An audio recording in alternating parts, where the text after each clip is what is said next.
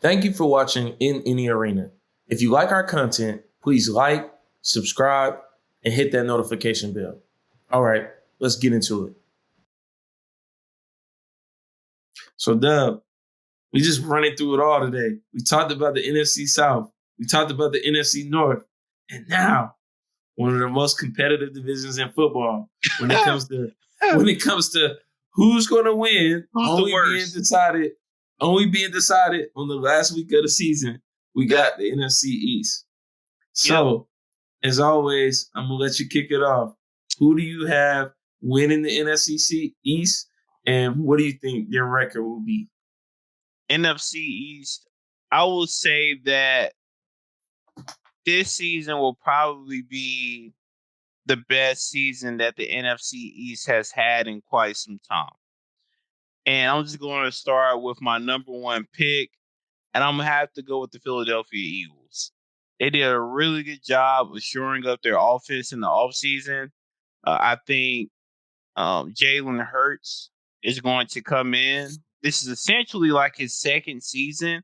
I would consider last season like his rookie season, given the fact that he didn't play much his first season. He was kind of like a gadget guy. So he's really probably taking the time to really understand the game and process the game. And just like him in Alabama, he's really good at overcoming adversity. So when I think about the Eagles and the pieces that they put in to play A.J. Brown, you got my guy Smith as a receiver. As long as he can stay healthy, he's one thing about these fast twitch receivers that are lean and they just fly around the field. They tend to have those soft tissue injuries. So I can see him possibly hurting his hamstring, and I don't want to wish that on the guy. He has a sports science background, so sports medicine background, so he knows how to take care of his body. But I just think it's very difficult to withstand the brutal pounding of an NFL season in comparison to college because you're playing more games. But in all, I think the Eagles have a very solid team on paper, and I really like the head coach going into the second season. But you have to think about the Washington Commanders. You got Ron Rivera, ex-Carolina Panthers coach. Really like his demeanor. Riverboat Ron, can't get that out, is a defensive-minded coach who relies on his defense to create plays for his offense. So when they acquired Carson Wentz, they're looking for him just to be that game manager. They're going to rely heavily on the ground game. And then we have a couple weapons out there.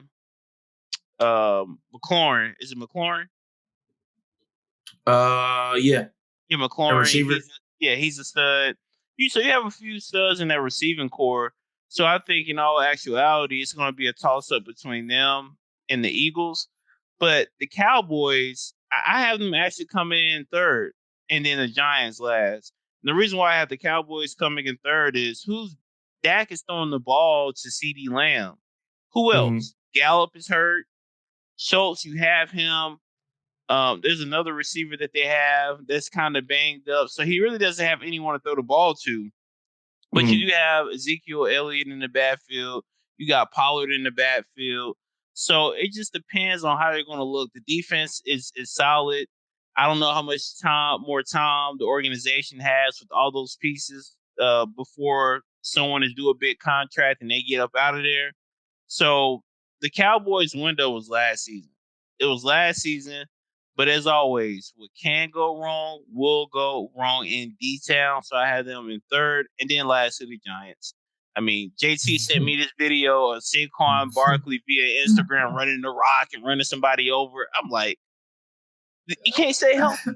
He cannot stay healthy. The guy is a stud. He is a freaking specimen. His darn calf is this big. It's this big. Yeah. The guy can power clean 400 pounds. He can squat 500-600 pounds. He cannot stay healthy. They will not put together a line to enable him to get off. And then you have Daniel Jones at the helm. And I actually think Daniel Jones could be a good quarterback if he had a damn line. So when you look at it, the Giants are going to be last in the division. And it's unfortunate.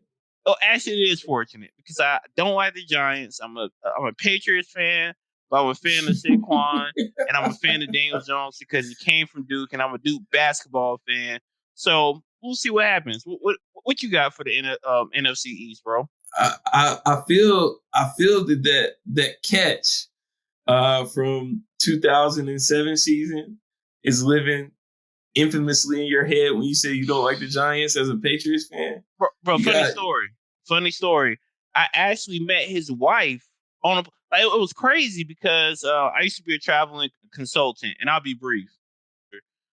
So I was okay. sitting on a plane. And I was randomly talking to this lady because I like to make conversation with people when I travel. And this is before the pandemic, so why not? Yeah. Um, and she was like, hey, I was just talking to her, whatever. And I said, I'm a big time Patriots fan. And, said, oh, you're not going to like me. I'm actually David Tyree's wife. I said, oh, wow. Very nice lady. And when I learned more about him and some of the things that they were doing as a family and how to get back to the communities, I had a lot of respect for him. So, Yeah. just a funny story, but let me let you get back into your picks, bro. I didn't mean to interrupt. NFC East, dude. Kind of just looking over everything. I mean, the Eagles are stacked. They are stacked from top of the depth chart to the bottom. I mean, you've got guys like Fletcher Cox who are anchoring that D line. You've got Darius Slay, one of the best cornerbacks in football. You got James Bradbury, serviceable, former Panther. You've got on the offense AJ Brown. I mean, Devontae Smith. You got Miles Sanders in the backfield. Jalen Hurts, who's Crazy, going to, again, great make over there. strides. He's going to make strides. Jalen Hurts gets a lot of flack, but he is a solid quarterback. I like Jalen Hurts. I like his tenacity, his overall, confidence and work ethic in his game, which I think, we've seen over the years. And then a sleeper on their offense is Quez Watkins. Quez Watkins is going to make plays and he's going to add value. So I think the Eagles are going to be just a very tough, competitive team in this division. And I've got to say that for me, it's a tie. I've got the Eagles and I've got the Cowboys at the top. And the reason being is, again, this division always comes down to the last week of the season. We got to wait to see who wins that last game or what the score is to figure out a tiebreaker. But the Cowboys are who we thought they were. It's not very often that you get a streak of 2 straight division titles in this division. The Cowboys have a chance to do that with winning last year's division title. You still have Dak Prescott. He's finally got his contract, got his money. You got Ezekiel Elliott, who is still able to make plays, who's still averaging over 4 yards a carry when it comes down to it. A lot of people give Ezekiel a lot of flack, but he gets the job done. He's continued to get it done year over year. On defense, you got studs like Micah Parsons. You got Trayvon Diggs, who's basically a receiver playing corner. And you got a defense that was top 10 in the league last year. And defense wins championships.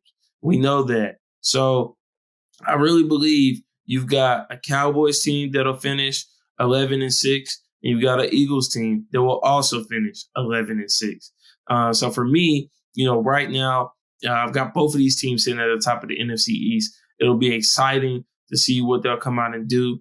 I'm also interested in seeing how the Giants will bounce back. I know they won't be bouncing back to be a playoff team, but I do believe Daniel Jones is going to come out and have a much better season than he had last year. Daniel Jones finished last year with 10 touchdowns and 8 interceptions. That's not going to work as an NFL quarterback. This year is make or break for him. So he's going to come out. He's going to do a lot better than he did last year. You got a healthy Saquon Barkley who can take a lot of pressure off of Daniel Jones by making the incredible plays that we've seen him make. So I'm not saying by any means that this Giants team is a playoff team or that they're going to cause much havoc in the division. But I do think they'll be better than last year. I do think that they'll win at least 6 games. And I do think they'll be better than the Washington Commanders. First off, Washington ruined their chances by renaming the team the Commanders. I don't know where that comes from. I don't know who voted on it. I don't know who made the final decision. It all starts with having the right name. You look good. You look good. You feel good. You feel good. You play good. You play good, and they pay good. And the Commanders, I can't do it. Name. That's a nasty name.